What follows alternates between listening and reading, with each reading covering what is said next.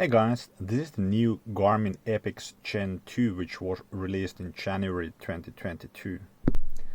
In this video I will be covering the price, the main hardware aspects, an unboxing and a guide towards getting you started with this watch and also a short demo. So let's jump in. Price is currently starting from $899 and going up to $999. It comes in 3 different SKUs.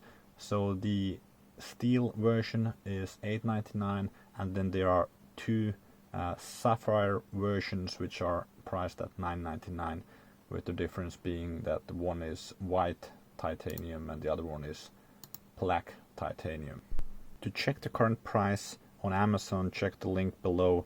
I really do appreciate it if you use my links. It does help out the channel quite a bit at no extra cost to you. Essentially, this Epix Gen 2 is a Fenix 7 with an AMOLED screen and some minor other differences, but the case size is exactly the same as the Fenix 7 medium version. There are only 3 SKUs for this one and there is no X version or no S version, so it's only this kind of medium size case. Let's start with the unboxing and go into more of the hardware details in a little bit. So the box is very similar to what Garmin does with all the smartwatches currently. It's a very nice box, but it's kind of a bit more plain in the sense that they no longer print any of the specifications on the box. So in the box we have the Epix watch itself, comes with a sticker on it and it's turned off. The lithium battery in the device should be pre-charged to a kind of storage level. Now let's check what else is there in the box. So it comes with this charging cable from Garmin. This is the same one which Garmin has been using for quite some time now. It also has some documentation. So this is the Epix Gen 2 manual.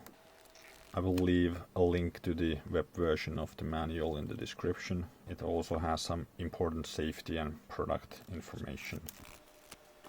So there's nothing else in the box. So let's cover the most important details about the hardware. So the battery life on this one is 16 days in smartwatch mode, 6 days in always on mode. So with the AMOLED screen, the always on mode does use more battery, but 6 days is quite good comparing to the competition like Apple watches usually last just a day. The case size is 47 millimeters, so just for reference, for comparing the Seiko 5, yeah, it is slightly larger. The display on this is an AMOLED screen with 416 times 416 pixels, so the resolution on the screen is better than on the Fenix 6 or Fenix 7, and the display size is 1.3 inches. So this display size physically is the same as what the Fenix 6 had and what the Fenix 7 now has. The weight of the device, I would say it's fairly light. It's a lot lighter than an automatic watch like this. Based on the specs, it's slightly less than the Fenix 6 or the Fenix 7 is now, and the storage space on this one is 16 gigabytes since this is the steel version. The Sapphire edition comes with 32 gigabytes of storage. It has the music features and the map features, but it doesn't come with preloaded maps because it wouldn't fit in that storage space. So you do have free access to the maps, but you need to select and download which ones you want. And this bezel and the lugs here are stainless steel on the front, and the rear case is also stainless steel. The Sapphire edition has titanium for these parts, and the rest of the case is fiber reinforced polymer, so this is basically plastic. This Epix has 22mm quick fit bands, so they are interchangeable bands and you can get third-party bands also, and if you have other Garmin watches, the straps, if they are 22mm, they would fit here. The water rating on this is 10 ATM like it was on the Fenix 6 and what it is on the Fenix 7, so 100 meters. Even though Garmin now included the touch screen, it still has these 5 buttons like all the previous Fenix versions and the Forerunners have. And well, if you're not used to the buttons, it's handy to have these labels. So this is the down button, up button, and menu. If you hold it down, then there's the light button and start and stop for activities, and also kind of a select button, and the back or lap button. So even though you have the touch screen, you can still do everything with the buttons if you're used to doing it with those. And having the buttons is definitely beneficial for situations where you don't want to look down at your watch and operate it. Or if you are wearing gloves, or for example if you're swimming or it's really rainy with water on the screen, the touch screens don't work that great. The wrist-based heart rate and blood oxygen saturation sensor on this Epix is now the Garmin Elevate version 4, so that's upgraded from Fenix 6 version. This same sensor was already included in the Venue 2, which was introduced last spring. It still has all the sensors: GPS, GLONASS, Galileo, barometric altimeter, compass, gyroscope, accelerometer, thermometer, and ambient light sensor. I think that's a new sensor on this device. And something new which Garmin also introduced now is this, I think they call it button guard. So it kind of protects the start and stop button from accidentally pressing it if you're like wearing a jacket and bringing your watch from under the jacket. So I'm still comparing this from a size point of view to the Seiko 5. The Seiko 5 fits perfectly under a dress shirt, so this is a bit thicker on the wrist. Comparing to this with the Seiko 5, and it does get easier stuck underneath a dress shirt, but I have still successfully worn it under a dress shirt, so I don't think that's a major problem. To get started with this Fenix 6, you need to power it on by holding the light button. So now it's powering on. Next, press on the start button and select your language.